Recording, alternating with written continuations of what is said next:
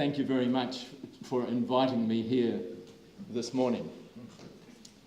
As Fiona's mentioned, I'm Secretary of the NZROK Society, but we work very closely with the New Zealand Republic of Korea Friendship Society, and Richard and I had a little joke last night that at least we are unified. As Fiona said, it's exactly 20 years since, actually it's 20 years to the day, I was in North Korea on my first visit on this day in September 1997. And since then I've been back, I'm sorry I misinformed Paul, another 6 times. I've actually been there 7 times. One more time working for the International Fund for Agricultural Development, and one more time, and the other 5 times as a representative of the NZROK Society. The second time I worked there, I learnt a big lesson, and I'm applying that to my presentation today. The second time I went there, it was a post-evaluation, which is like an audit of a project that had been running for the previous 7 years that involved 47 farm cooperatives, and the introduction to those cooperatives of an improved cropping system, double cropping, incorporating legumes into the cropping system so it put nitrogen in the soil and so forth. Now, there's a great big project document, 200, 300 pages, all the details of what would be done, how budgets, how everything would be spent and where it was to go and so forth. So my job, along with 2 others, was to kind of do an audit and see what had happened. And what I learnt from that project was that the North Koreans take anything that they have signed or put their name to very seriously. They take a very literal and a very legalistic view of it, and they had studied that project document, and they had applied every clause in it. Quick example. There'd been an importation of fertiliser. That had been distributed out to different provinces, then to the counties, then to the cooperative farms. So we just took one shipment at Pyongyang level, said, right, on such and such a date, that was distributed. Then we went to a province, said, on such and such a date, did you receive X amount of fertiliser things? They went away, half an hour later, out came these dusty files, yes. Okay, where did you distribute it? Those counties. Okay, we went to the county office. Half an hour later, yep, dusty file comes out, there it is. Which cooperatives did you send it to? We went there. Absolutely meticulous. So I learnt from that anything the North Koreans sign, they take very seriously. That was that first team in 1997, and this was walking around one of the cooperatives back in 2008. So in the years between 1972 and 2007, there have been 4 times when there have been high-level talks or summit talks between South and North Korea. And I propose to have a look at the key clauses in each of those. There are also a couple of other documents that we'll take a quick look at, which was the armistice document and the agreed framework with in the 1990s. So turning to the armistice, this was signed in 1953 and was expected to be a temporary measure which might apply for a few months or a year or 2 at the most, pending negotiation of a final peace settlement agreement. But this has never happened, and we need to take a quick look to understand why this has never happened. We need to take a quick look at how Korea got split in the first place. By mutual agreement in 1945, Russia agreed with the Allies that 3 months after the close of the European War, they would enter the Pacific War. So that happened, And in August 1945, the Russians came into Manchukuo, as the northeast part of China was called at that time, and had started to push down the Korean peninsula. Now, at the time that the Japanese capitulated, there were no United States troops on the Korean peninsula, so they suggested to the Russians that they accept the surrender north of the 38th parallel, and the Yanks would put some people in to the south and accept it below the 38th parallel, which is what happened. In October 45, General MacArthur's private plane flew Syngman Rhee, a conservative and strongly anti-communist, into Seoul. Kim Il-sung arrived in Pyongyang the same month. Kim was primarily a nationalist also, and secondarily a communist. And he'd spent the previous 20 years waging a guerrilla warfare against the Japanese. So in 1946, there really developed a struggle between these two leaders, ideologically opposed, as to who would dominate and lead the new Korea. And this effectively developed into a civil war. And it's important to recognise, Stuart said, what is the truth? We need to know the truth of what happened. How did the war start? It's important to recognise that between 46 and 50, there were incursions both ways across the 38th parallel.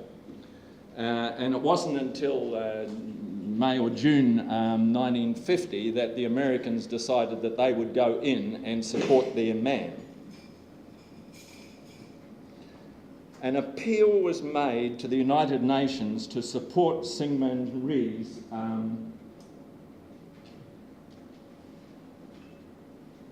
Republic of Korea in what has proved to be an alarming lack of foresight. Resolution number 83, passed on June the 27th, 45, stated that the Security Council recommends that members of the United Nations furnish assistance to the Republic of Korea as may be necessary to repeal the armed attack and restore international security in the area. Let's just pause there. Let's just think of another scenario, improbable, but let's just think of it because it helps us get a slightly different perspective. What if 2 or 3 weeks earlier, when the South had been pushing over the 38th parallel into the north, if Russia had gone to the Security Council and said, please help North Korea defend itself against the incursion from the south? Improbable, but had that happened, I mean, it's quite feasible, isn't it? So I'll just leave you to think about that. MacArthur, quote, confident that he could handle it with one hand tied behind my back, was a bit shocked at the ferocity of the fighting and that the Chinese entered the war. And by the end of 1950, in December, the Russians and the United States were beginning to talk about a ceasefire. But it took 2.5 years before they could finally arrive at a ceasefire agreement. There were a number of factors in that, but a major one was that President Rhee was vehemently opposed to a ceasefire. He wanted to dominate and win militarily. So when the negotiating team in June 1953 actually achieved a text that they could agree on, Rhee would not agree. So the matter was elevated up to President Eisenhower, and on the 6th of June, Eisenhower wrote a letter to President Rhee in which he said, I am prepared promptly after the conclusion and acceptance of an armistice to negotiate with you a mutual defence treaty. Reluctantly agreed, and thus the armistice was signed, and a couple of months later, in October, the Mutual Defence Treaty between the United States and South Korea was signed. And those are the key clauses in it. Now, to the DPRK, this was a contravention of the spirit and intent of the armistice, which dealt with the withdrawal of foreign troops from the peninsula. What they probably didn't realise at the time, that that was the price that Ree had extracted for his assent to the armistice to be signed. Now, what is not quite so well known is that on the day that the armistice was signed, all the ambassadors of the countries that had been alongside the United States during the war signed a joint policy declaration affirming their support for the armistice. And you'll notice there that L.K. Munro, some of the older Hamiltonians here might remember Sir Leslie Munro. After he'd finished his diplomatic stint, he came back to the Waikato. He was the member for Waipa for one term, I think, and then he came to town, and he was, I think, member for Hamilton West for a couple of terms. And this was the key clauses in that joint declaration, which was signed on the same day in Washington. So let's have a quick look at the armistice. When you look at the armistice, it's very clear that it was written by military people. It consists of, I think, 62 clauses. And the first 59 clauses are all military stuff. We'll cease fire at 1300 hours and we'll withdraw and da-da-da-da-da. And then, having dealt with all the military stuff, in clause 60, they, in effect, say, right, we've done our work, we stopped fighting, we negotiated a ceasefire, now it's up to the politicians. This political conference of a higher level of both sides will be held by representatives appointed respectively to settle through negotiation the questions of withdrawal of all foreign forces from Korea, the peaceful settlement of the Korean question, etc. Well, that was 64 years ago, and the politicians have flubbed it. They have not done their job. The military people did their job, they stopped fighting, but the politicians have not done their job.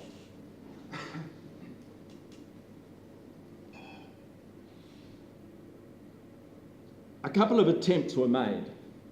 Within the prescribed 3 months, a pre-political conference was held, and they couldn't agree on anything. They couldn't even agree on the agenda. And in December of that year, after a month of toing and froing and so forth, the South Koreans and the United States walked out.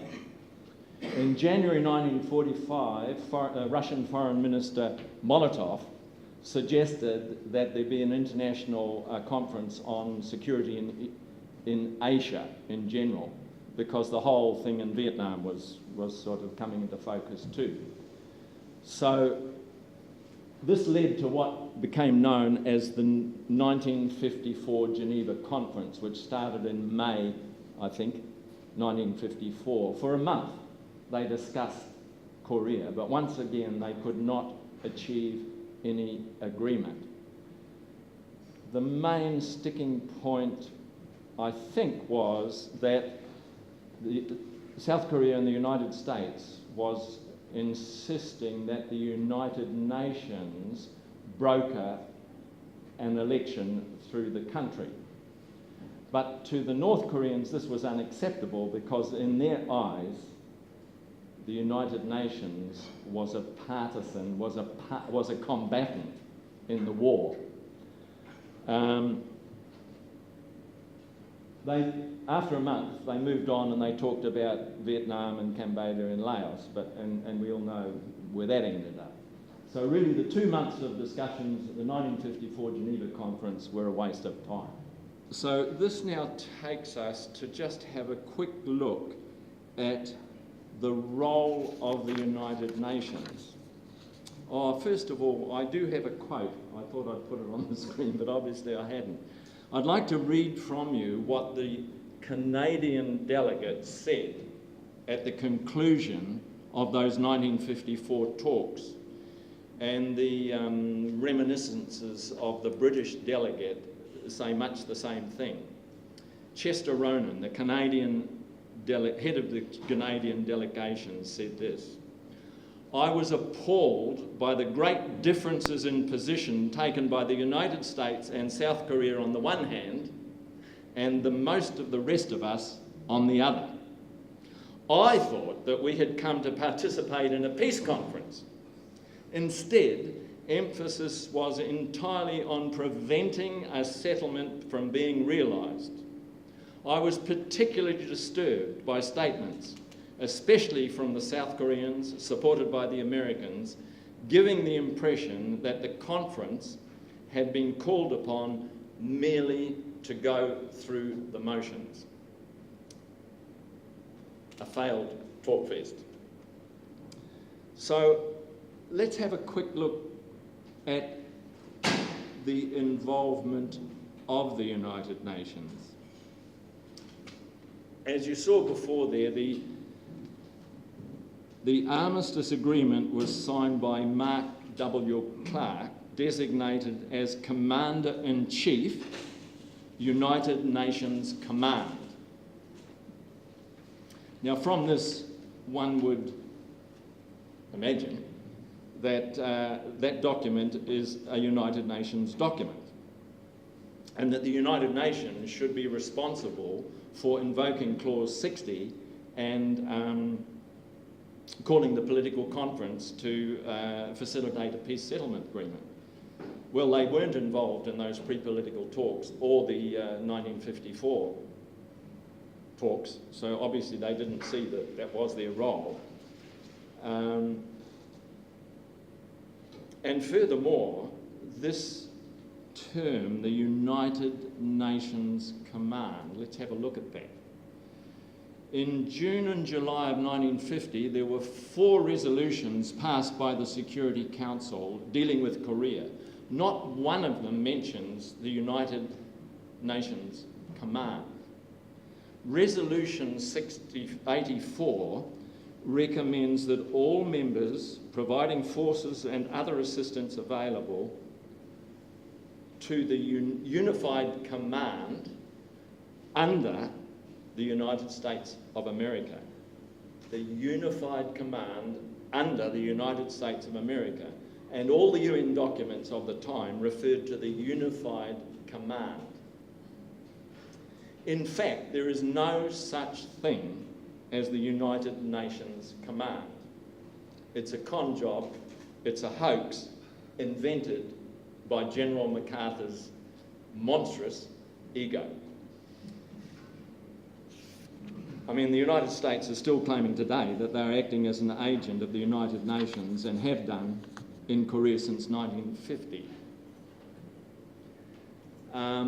What happened was that when General MacArthur was appointed commander, in his first press release, he signed it, General Douglas MacArthur, commanding officer of the United Nations Command. It enhanced him. He spent his whole life enhancing himself. And this was part of it. So, in recent years, 3 Secretary Generals have disassociated themselves from any involvement or responsibility for the military in actions of the United States in Korea. It was Boutros Ghali, the Secretary General Kofi Annan, and in 2013 a spokesman for Ban Ki-moon. who said this. The North Korean viewpoint is that by recommending other countries to support the United States in 1950 in Korea, the United Nations departed from its principles of impartiality and became a partisan combat in the war. And as it has turned out, that really was the thin end of the wedge. The United States has leveraged that ever since and manipulated the Security Council to the point where today it unashamedly acts as an instrument for the implementation of United States foreign policy. This is a most unfortunate state of affairs for the Korean nation. Were common sense to prevail today, one would think that all the countries who fought in the Korean War should really come together, agree that a state of war that the state of war has lasted too long, and mutually sign a peace treaty. However, given the conflicting geopolitical agendas and the prejudice that has been cultivated against the DPRK, the likelihood of this happening is very slim. It would be easier to herd cats. We saw the same sort of thing happen in the four-party and the six-party talks, where in the end, really, agreement could not be achieved. So I think we can count out any chances of the United Nations or all the countries that took part in both sides of the Korean War doing anything to change the current status quo. And so this really makes us look at what has happened and what documents have been signed by South Korea and North Korea since 1950. Now, through the 50s and 60s, there was a kind of uneasy truce. The South Koreans felt secure because the American troops were in country. The North Koreans felt secure because they knew that the Chinese stood behind them. But this all changed when Kissinger went to Peking, as it was then called, in 1971, and Nixon went to China in 1972. Suddenly they could not be sure that the Chinese would support them. So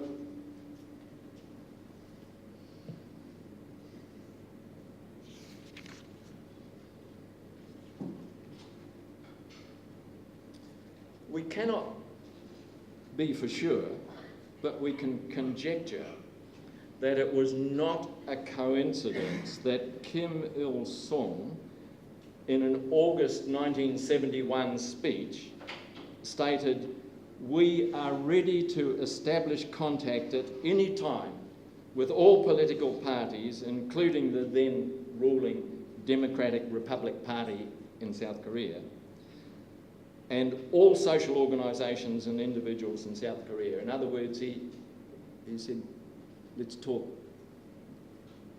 to South Korea. I don't think it was a coincidence that this happened just after Kissinger went to Peking. Now, in his New Year's speech in 1972, he went a step further and suggested an inter-Korean peace treaty.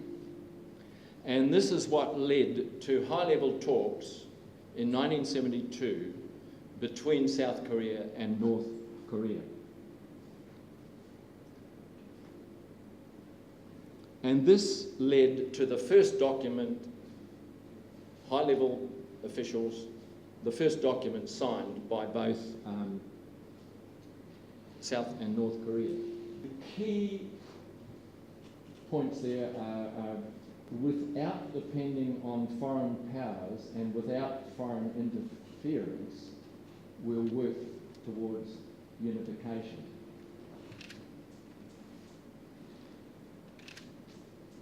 using peaceful means, and transcending differences in ideas, ideologies and systems. So what are they saying there? They're saying we, the two Koreas, ourselves, can achieve unification. We don't need anybody else. This is our own internal business, something we can do ourselves. We want to do it peacefully, and we believe that we can transcend the ideological differences.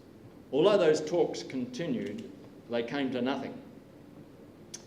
In March 1974, the DPRK Supreme People's Assembly sent a letter to the United States Senate and House of Representatives. And they asked for the conclusion of a peace agreement as a step for converting the armistice into a durable peace. They never received an answer, but they did get an answer of sorts 30 years later when Secretary General Colin Powell was asked in a press conference about a peace treaty with North Korea. We don't do it. The cynicism behind this was exposed by a statement from his successor, Condoleezza Rice. North Korea is some sort of roadkill on the highway of history. We don't give a stuff about those North Koreans. We want our troops and our bases in Korea and Japan. Too bad about the divided families. Doesn't matter. So, we jump forward. I should say that almost every year in the New Year speeches, Kim Il-sung, Kim Jong-il, Kim Jong-un, since the 70s, have called for an end to hostilities and a peace treaty agreement, and in the UN, but all to no avail. In 1988, President Roh Tae-woo launched his Northern Diplomacy, or Nordpolitik, foreign policy, in which he proposed a Korean community which paralleled North Korea's proposal of a confederation. High-level talks were held, which resulted in 1991 in the Agreement on Reconciliation, Non-Aggression, Exchanges and Cooperation, and also a joint declaration on the denuclearisation of the Korean Peninsula. The agreement was quite long. It consists of 25 articles. But the key points are these: pledging themselves to exert joint efforts to achieve a peaceful unification. So that's building on the previous one of saying we can do it ourselves. The South and North shall recognise and respect the system of each other. That was building on the previous one of we can transcend the ideologies. Let's just step aside for a few minutes and look at another agreement which was signed about the same time, the Agreed Framework, which really came about because of the intervention of former President Jimmy Carter. Now, under this framework, under this Agreed Framework, the United States and South Korea committed to build 2 light water reactor electricity generating plants, and in the interim supply fuel oil for heating and electricity generation. North Korea committed to close down its Yongbyon nuclear reactor and abandon construction of 2 larger plutonium-based nuclear power plants, which they did. However, fuel oil shipments and start of construction of the light water reactors were very slow to take place. Because what was happening in Washington was that advisors were telling President Clinton, you don't need to spend that money because the regime's going to collapse. So, as a result of all of that, the agreed framework itself collapsed under President Bush in 2003. Now, to the North Koreans, this was a big lesson because from their viewpoint, they had followed the agreement. They closed down the Yongbyon small plant. They'd done their bit, but the Americans hadn't. So the lesson they took from that was, it confirmed their view that they could not trust the Americans, and that the only way that they could maintain their sovereignty as an independent state was to have a deterrent, and a nuclear deterrent, even if, as Leonard said last night, even if it's only one nuclear, it gives them the feeling of that protection. So once again, they felt that they had adhered to the letter of that agreed framework, but the other party had not. In 1998, President Kim Dae-jung announced a new comprehensive engagement policy towards North Korea. This popularly became known as the Sunshine Policy. As Leonard pointed out last night, it had three main planks. No armed provocation from the North would be tolerated. The South would not attempt to absorb the North in any way, and the South would actively seek cooperation. In 2000, Kim Dae-jung met with Kim Jong-il in Pyongyang, and this summit produced the North-South Declaration. The key clauses in this agreed to resolve the question of reunification independently and through the joint efforts of the Korean people, who are the masters of the country. We can do it ourselves, North and South. We don't need anybody outside. For the achievement of reunification, we have agreed that there is a common element in South's concept of confederation and the North's formula for a loose form of federation. The South and North agreed to promote reunification in that direction. So we see the same theme carrying through each of these agreements, and each time just being developed and hardened up a little more. Although it had been agreed that Kim Jong-il would visit Seoul at an appropriate time in the future, with George W. Bush taking a very strong, tough stance against DPRK, this did not happen. And it was another 7 years before another summit was held. So in 2007, President Roh Moo-hyun walked across the DMZ and then he drove up to Pyongyang. That must have been something for him. He must have been, you can imagine what he'd been thinking driving up there, can't you? And this resulted in the Declaration for Development of North-South Relations and Peace and Prosperity. Same themes. We'll convert North-South relations to a mutual respect and confidence, irrespective of differing ideologies and systems. We agree to cooperate and ensure peace, an end to the hostile military relations, and re-energise economic cooperation and its sustained development on the principles of ensuring common interest and prosperity, meeting each other's needs.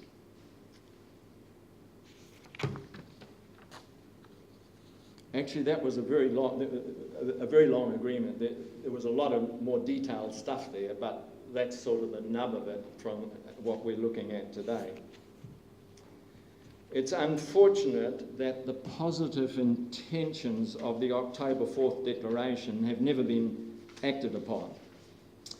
President Lee, who assumed office in February 2008, reversed the Sunshine Policy and engaged upon a policy of isolation and confrontation. This was continued by his successor, President Park, who went further and closed down all contact with North Korea, as indeed our own government, subservient as they are to US policy, has done. So the Korean War continues to be fought on many fronts. This includes the battle for our hearts and minds. And on this front, the United States is winning 100%. It has got the world conned into believing that the DPRK is aggressive.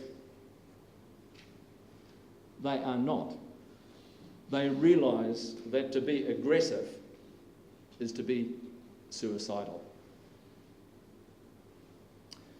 Misinformation flows from both sides. Colourful bluster from the north captures headlines, causing even our own Foreign Affairs Minister to publicly state that he thinks Kim Jong-un is nuts. But this is all froth and bubble and really counts for nothing.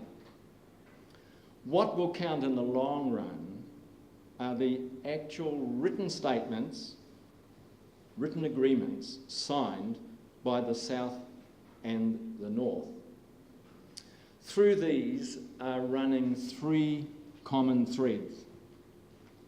The first is a desire for peace. And that's deep in the heart of every Korean. The second is to solve the issue of reunification by the South Korean people themselves. The third is agreement on the framework that can allow the reunification to take place. Namely, some kind of confederate structure whereby the two states can cooperate over time and find a way over time to integrate their two systems and their two economies. President Moon Jae-in claims to agree with this approach. In his July the 7th, 2017 Berlin speech, he said, "We already know the road that leads to a peaceful Korean peninsula. It is returning to the June the 15th Joint Declaration and the October the 4th Declaration." He goes on to say, through these two declarations, the South and the North clearly stated that the owner of the inter-Korean issues is our own nation, and committed to closely cooperate in easing tensions and guaranteeing peace on the Korean peninsula. The two Koreas also promised to walk the path of common prosperity through cooperative projects in every sector of society, including the economic field. In so speaking, President Moon recognises the principles which have been built up and which reoccur in each of those various joint statements and declarations. But while he genuinely appears to want peace and reunification, he does not really appear to have analysed the situation accurately. And unless he substantially alters his course of action, he is unlikely to achieve anything. In following the Washington line of increasing isolation and sanctions, if North Korea does not stop its so-called nuclear provocations, he is totally ignoring North Korea's genuine and legitimate security concerns. These security concerns have to be addressed through a robust peace treaty agreement that involves the United States, South Korea, and also Japan, China, and Russia. The North Korean belief and policy is, in fact, I'll handle it a different way. At the time of Obama's second election, North Korea sent a letter to him. They said, we want a peace treaty. We want guarantee of sovereignty, a lifting of all sanctions, an internationally agreed agreement on a nuclear-free Korean peninsula. Given all of these, we will disassemble our nuclear assets and give them to a mutually agreed upon third party. Washington never acknowledged that, but I am assured by the North Koreans that that is still their policy position. Their belief is that when they have a miniaturized nuclear warhead and an intercontinental ballistic missile capable of reaching the States, that the United States will be forced to sit down and talk to them and negotiate a peace treaty. I'm an optimist by nature, but I do not share their belief that the United States will be prepared to do that. So, just to quickly sum up, the DPRK authorities do take a very literal and legalistic view on the documents that they have signed. Although the armistice should have led to a negotiated peace settlement, it didn't do so. 6 decades later, the chances of the armistice or the United Nations doing anything to lead to a peace settlement agreement are zero. The bilateral statements signed by South Korea and North Korea clearly point to a workable formula for peace and reunification. Common sense would suggest that this is what should take place.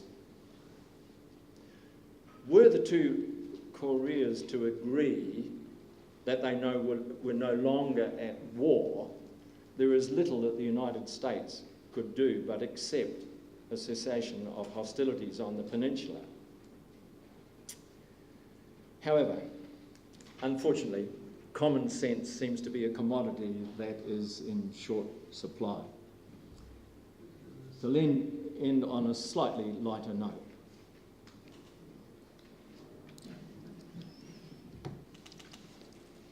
Thank you.